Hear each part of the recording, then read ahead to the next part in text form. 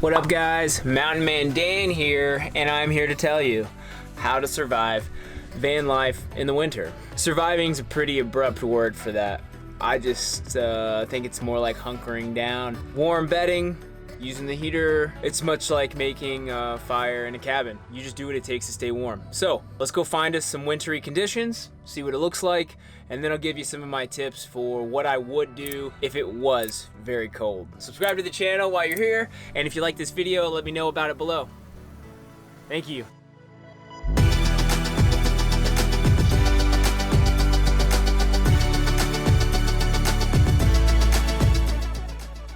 So in order to find us a little winter conditions, we're gonna go check out higher elevations, where the snow is at.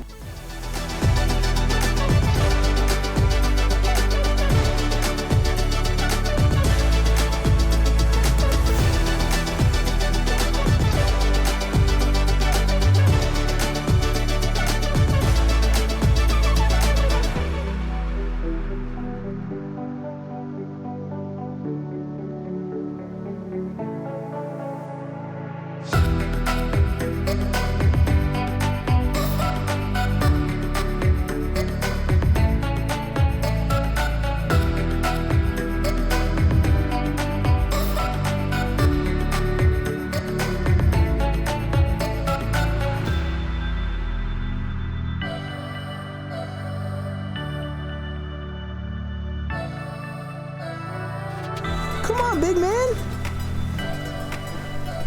Uh-oh.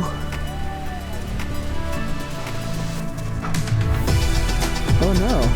Oh, you made it. Good boy. Where is it? Okay, I made it up to the snow line, and I found some good precipitation. You know what else I found? A crap load of people, because it's a holiday weekend up here and the slopes are slammed. But I'm gonna try to show you what I can without getting too much background noise and whatnot. So the first thing about staying warm in the winter in a van, we're gonna call it surviving, camping, or living, whatever it is you wanna call it. Let's say you're not in a van, but you're in a Subaru Outback. I think the number one thing to remember is you probably shouldn't go camp without the right gear to survive if you didn't have a heater. That's just my opinion. A good sleeping bag, good down or synthetic insulated parka, maybe additional blankets in case, a really good dog bed if you're bringing your dog along for the ride, maybe some great company so you guys can put 2 people into a double sleeping bag. Oh, those types of things are really good ideas if you want to stay warm. So that's the stuff that I don't want to forget people need to know.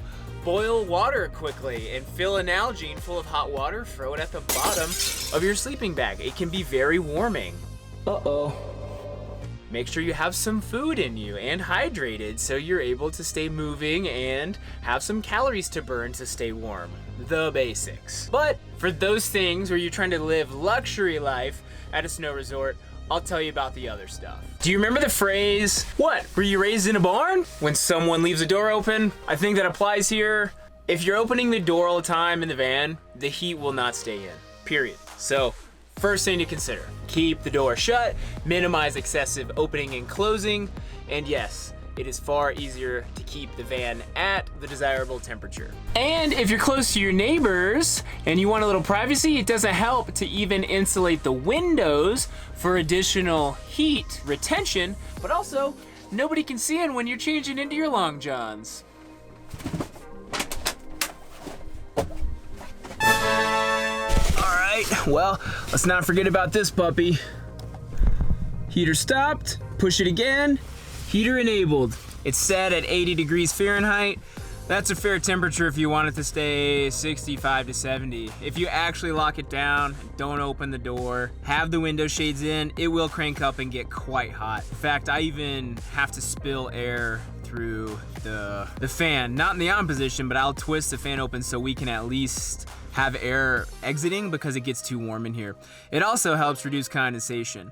But this thing is the #1 way to stay toasty in the van when you're up in the snow line or during freezing conditions. Did I mention just wearing warm clothes? I'm wearing a heavy jacket now, got a beanie on, good boots. I don't just try to hang out in a t-shirt and sweatpants in here. I normally am wearing warmer clothes in general. For that reason, in case I had to get out, let the dog out, talk to a park ranger that tells me I'm in the wrong place, or quickly adjust something, yeah. I'm normally wearing clothes in general, but that's what I find to be the most comfortable. So I keep it simple, but make sure you're wearing good stuff. If you're just trying to hang out in t-shirt and shorts, yeah, you're gonna need to keep the heater at 90 just to keep it cranking and to keep your heat not only comfortable for you, but the van as well. That thing right there is the heat exhaust, and you want to make sure that's clear from snow. If you get snow accumulation that's going beyond that, you need to dig it out. Otherwise, it'll snuff it out and it won't heat at all. If you are in a storm, you may want to be wary about running this full time. It'll prevent it from actually igniting and giving you real heat, but also, if it doesn't have an exhaust and you're collecting carbon monoxide, you do want to be wary of that. You do not want to be breathing that all night, let alone just sort of sitting in a snow pocket trying to hang out, breathing a poisonous gas. So that's legit. Make sure that you are paying attention to how you're parking and how much snow's coming down if you're gonna run heat all night.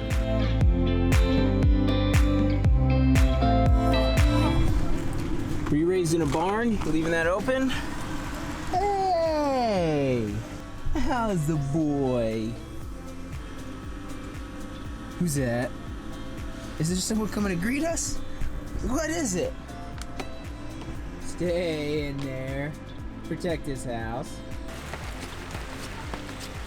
Couple goals right there.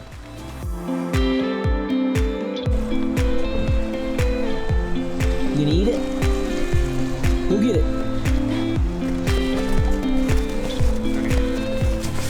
Oh, just hung out with Coop outside, let him eat some snowballs. He was really stoked. You could see his face. He's still really stoked. But to come back to a warm van, super nice. It's so toasty in here. I mean, you could feel it right when you open the door and get in. But boy, is it homey to come back to. So the diesel heater, the brand that I use, S-Bar, thought it might be worth mentioning for y'all. But yeah, the heat is something. If you're gonna van life and you know you're gonna come up to resorts, you know you're gonna be in the winter conditions, these things are things to consider. So put it together and find your style of luxury or utilitarianism for van life. Simple living is the best part about this, but make sure you do it in a way that keeps you comfortable.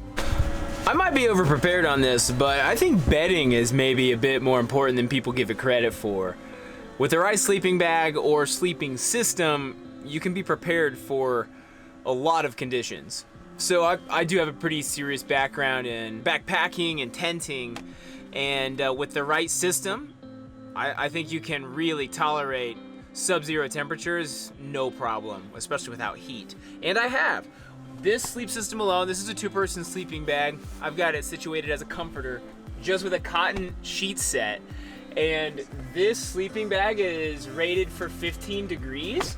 And the van itself has no draft. So when you're thinking about a draft, it's typically a tent scenario, and that's when ratings of sleeping bags come into play. But the warmth of this system is amazing, and I have gone to -15 at elevation with the setup and no heat, and it was impressive. I didn't have pipes freeze. I didn't have any issue with being cold. What I have found is the moment you start waking up because your nose and your face is too cold is when it's really freaking cold in here. And I almost have to create a bit of like a draft break, put a pillow on one side with a little bit of the comforter over, and that helps. Maybe it's worth demonstrating. Okay, the air runs from the windows, right where the camera is, to here. So I take a throw pillow and I put it right here in front of my face so I can't feel the cold air hitting my nose, making it too cold. When your nose is tingling in pain, the agony will wake you up. So I put this here, sometimes even put the comforter over it. So I have this nice little cocoon of warmth. There you have it. So there are other options. To survive, I used to put an electric blanket on this in the winters because, as I found out in some of those climates, when it was that cold, I didn't realize this, but memory foam is like a sponge that's sort of alive. Like it's living and breathing, and there's moisture in it, and it would freeze solid. Or maybe the material itself freezes down and gets really dense and hard. I remember getting into bed and it being so cold, so firm, it was really hard to warm up. So I used to thaw out the bed before I would get in it. So I would just put an electric blanket between the comforter and the bed itself, and it seemed to do the trick. I'd plug it in, and after warming it up, I would just turn it off. I would leave the extra layer in there for warmth. But overnight, if you ran it regularly and you had snow covering the solar panels, it probably would drain a lot of power. Another option, and I've been in this van for a while, maybe the system's a bit primitive for all of the new sexy fancy vans out there, but one of the like no heat to the touch style heaters, they don't actually get warm, so they'd be very resistant to starting a fire, and at least like a safeguard for that. I've used this in the floor to dry stuff out, push hot air out towards Coop to keep him warm. This also can drain a good amount of power if left on for 10 something hours, but occasionally I'll toss it in the rear on an extension cord, dry out bikes, snow gear, surf gear, whatever. As long as I'm traveling and I know I'm gonna have good power and the solar is gonna receive good sun, I'll turn these types of things on. Same thing with the e-blanket. As long as I'm getting good sun, I'll run stuff like that. And that's how I know my system can tolerate it, is if I'm in those, let's say, more prime conditions. And I think that's why I have these safeguards and I have the gear to tolerate cold temps. It's because potentially if for some reason the system wasn't all operating at, let's say, perfect performance, or I just didn't have the power, I'd want to make sure I could survive either way. So between all of those, we've got good warm clothes, a good sleep system, the heater itself, which you can hear, I believe, running right now in the background, electric blanket, using the face draft method to keep your face warm at night, space heater, beanie, gloves, warm dog company. You have ways to stay warm. There's also ways you can park to stay warmer, not out in the open, near things that break the wind, not trying to get additional precipitation and wind on you. So yeah, you do stay warm. It works. It keeps the van from just getting battered and moved in a wind, but also drafted and allowing the heat that you are producing in here to disappear so fast. What do you know? All right, good luck, guys. Stay warm out there. This is Mountain Man Dan. We're up in the mountains of the Northwest. Do stay warm. Coop and I will do the same. We'll see you soon. If you haven't already, subscribe to the channel, like this video, and drop some feedback below and tell me what you want to see next. We will film it. Later.